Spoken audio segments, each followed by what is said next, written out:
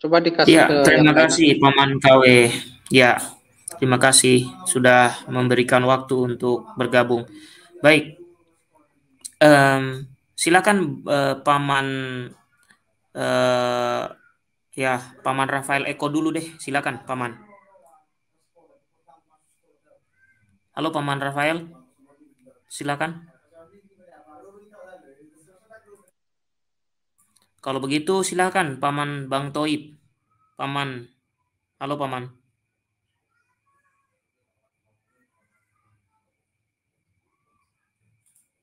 Halo, Paman. Ya sudah, Paman RT, silakan Paman RT. Tes, Bang. Suara saya terdengar, Bang? Iya, sangat terdengar. Silakan.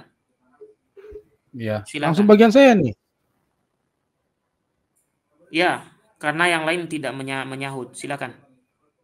Oh, oke. Tapi gini, Bang. Ini saya mencoba menjadi berperan antagonis ya. Hanya sebelum itu tentu saya bertanya dulu ke Bang Gia apakah diizinkan gitu loh. Jadi kalau diizinkan saya akan ambil peran antagonis, kalau enggak saya mengikuti dari apa yang disampaikan Bang Gia. Iya, Gimana, Bang? perannya apapun silakan, Paman. Oke. Peran Oke, oposisi. ya. Siap, lanjut chat. Ya, oke. Selamat malam buat kita semua ya, teman-teman yang di room, yang di live chat. Salam damai. Nah, saya tadi mengikuti apa yang disampaikan Bang Gia tentang perbedaan Yesus dan Isa. Ya, tentu Isa Al-Masih dan itu menurut Quran. Berdasarkan dari apa yang diambil oleh Bang Gia sebagai data yaitu video ya yang dimaksud beserta literasi lain yang dimaksud oleh Bang Gia juga tentunya ya.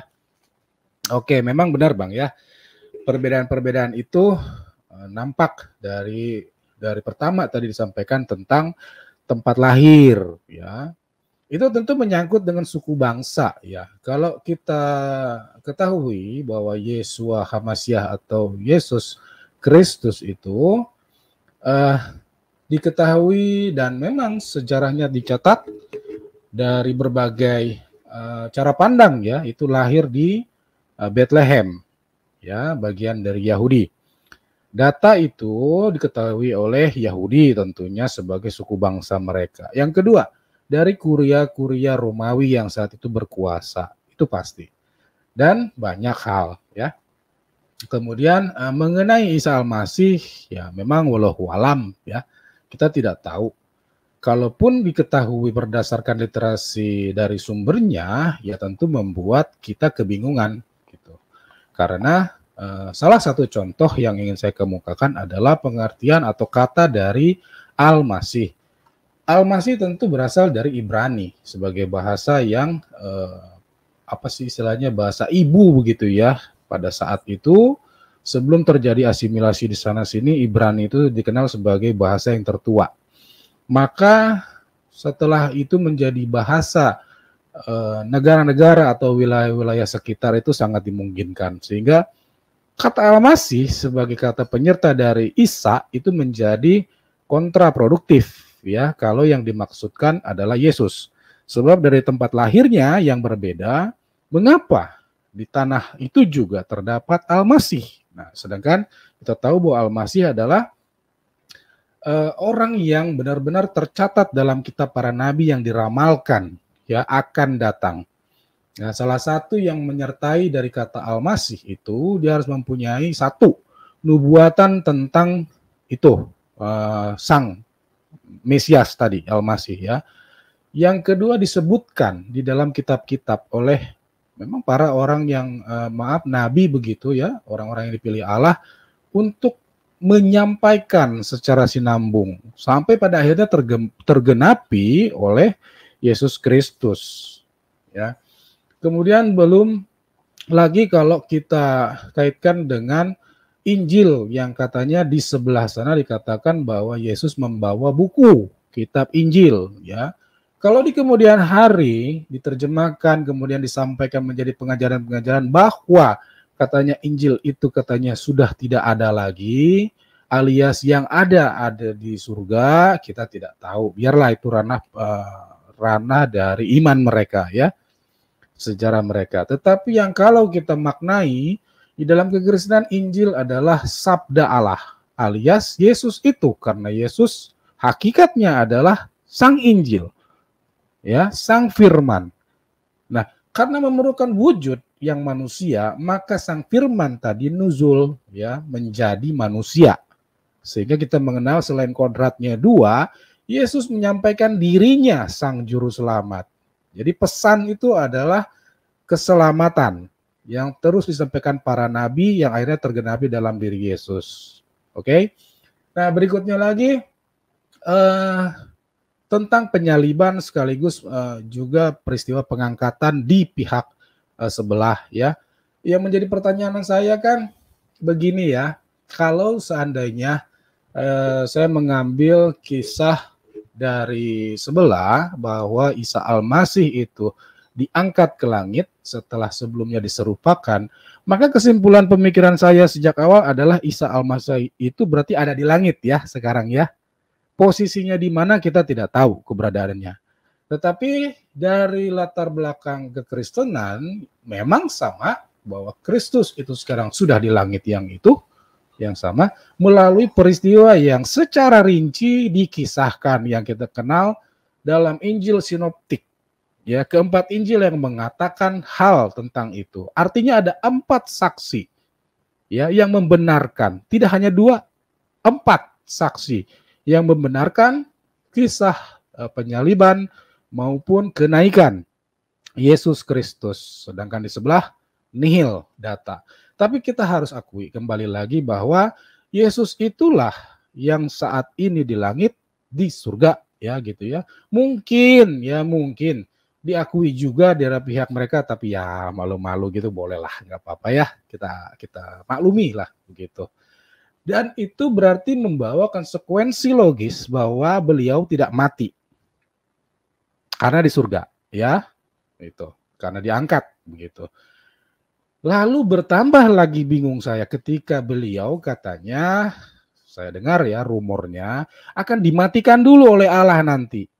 Ya, baru kemudian bla bla bla bla bla. Nah, ini yang menurut saya jujur kalau secara pribadi mengomentari iman itu, saya nggak tega loh membunuh Isa lagi gitu ya. Apalagi beliau harus dibunuh oleh Sang Pencipta sendiri untuk menyambungkan kisah pengangkatannya, diturunkan kembali, dimatikan dulu, baru kemudian menjadi bla bla bla. Ini menurut saya yang kurang logis ya.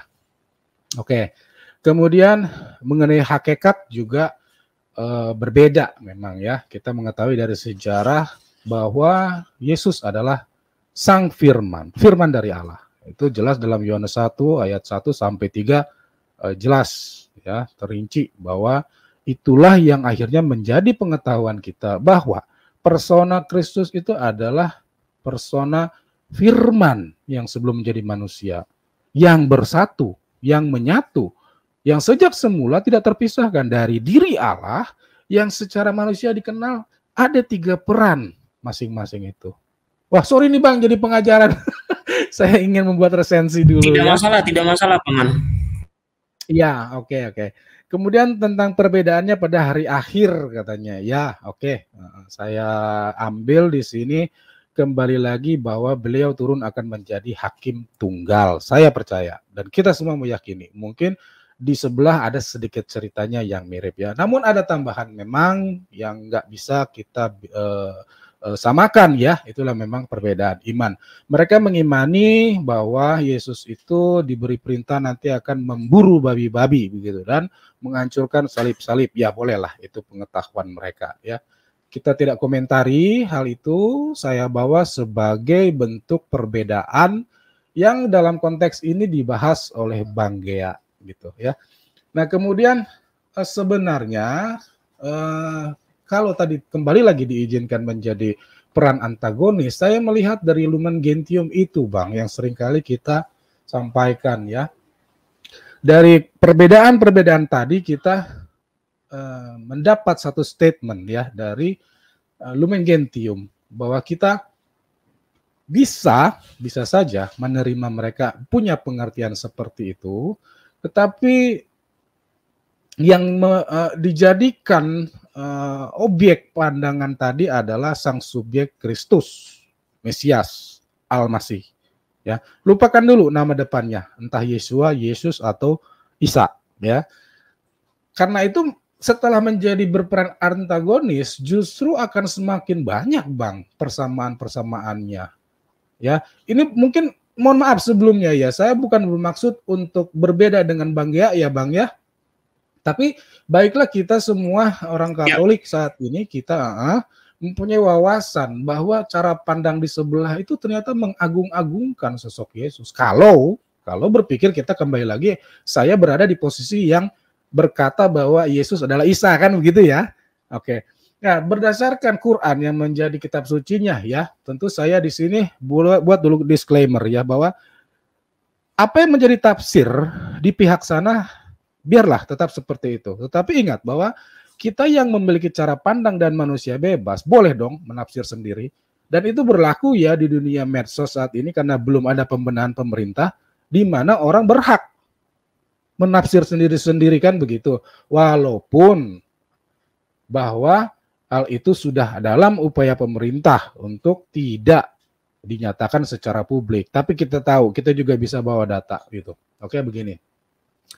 Banyak sekali bertebaran dalam Quran ya, bahwa kisah-kisah tentang Isa itu ada kemiripan yang justru memberikan nanti arti bahwa apa yang diimani sebagai Yeshua HaMasyiah atau Yesus Kristus itu rupanya dimaknai Isa Al-Masih, namun perbedaan sejarahnya memang ada, tetapi ada maksud tersirat bahwa ingin mengatakan juga bahwa tokoh itu memang luar biasa, historical ya, terkenal begitu.